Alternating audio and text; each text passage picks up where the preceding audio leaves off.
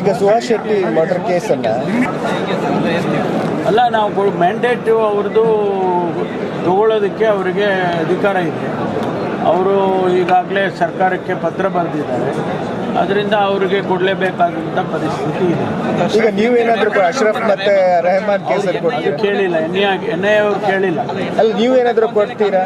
ನೋಡ, ನಮ್ಮ ಪೊಲೀಸ್ನವರು ಸಮರ್ಥರಿಲ್ಲ ಅಂತ ಅಲ್ಲ. ಅವರೇನು ಎನ್ ಐ ಎನವ್ರು ಕೇಳಿದ್ದಾರೆ, ಅವರು ಸ್ಪೆಸಿಫಿಕ್ಕಾಗಿ ಆ ಕೇಸ್ ಯಾಕೆ ಕೇಳಿದ್ದಾರೆ ಗೊತ್ತಿಲ್ಲ ನನಗೆ. ಆದರೆ ನಮ್ಮ ಪೊಲೀಸು ಇನ್ವೆಸ್ಟಿಗೇಷನ್ ಮಾಡೋದ್ರಲ್ಲಿ ಕೂಡ ಸಮರ್ಥರಿದ್ದಾರೆ, ಮಾಡ್ತಾರೆ. ಸರ್, ಈಗ ಇಲ್ಲಿ ರೆಹಮಾನ್ ಕೊಲೆ ಪ್ರಕರಣ ಆಗ್ಬೋದು ಅಥವಾ ಅಶ್ರಫ್, ಈ ಎರಡೂ ಕೊಲೆ ಪ್ರಕರಣದಲ್ಲಿ ಅಲ್ಲಿ ಯಾವ ಉದ್ದೇಶದಿಂದ ನಡೆಸಲಾಗಿದೆ ಮತ್ತು ಅದರ ಮೋಟಿವ್ ಏನಿತ್ತು ಅಂತ ಇನ್ನೂವರೆಗೂ ಗೊತ್ತಾಗಿಲ್ಲ. ಎಲ್ಲ ಇನ್ವೆಸ್ಟಿಗೇಷನ್ ನಡೀತಾ ಇದೆಯಲ್ಲ. ಇನ್ವೆಸ್ಟಿಗೇಷನ್ನು ಒಂದು ದಿವಸದಲ್ಲಿ, ಒಂದು ವಾರದಲ್ಲಿ ಅಥವಾ ಒಂದು ತಿಂಗಳಲ್ಲಿ ಮುಗಿದೋಗೋದಿಲ್ಲ.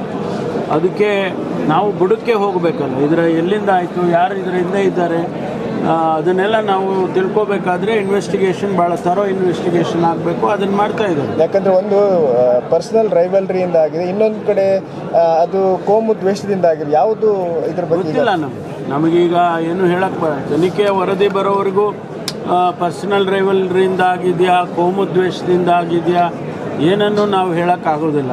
ವರದಿ ಬಂದ ಮೇಲೆ ಅದನ್ನು ನಾವು ಹೇಳಬೇಕು. ಸರ್, ಈಗ ಈ ರೆಹಮಾನ್ ಕೇಸ್ ಮತ್ತು ಅಶ್ರಫ್ ಕೇಸನ್ನು SIT ರಚನೆ ಏನಾದರೂ ಮಾಡ್ತೀರಾ ಸರ್? ಈಗ ನಾವು ಏನು ತನಿಖೆ ನಡೀತಾ ಇದೆ, ಅಗತ್ಯತೆ ಬಿದ್ದರೆ ಇನ್ನೂ ಹೆಚ್ಚು ತೀವ್ರವಾಗಿ ಮಾಡ್ತೇವೆ.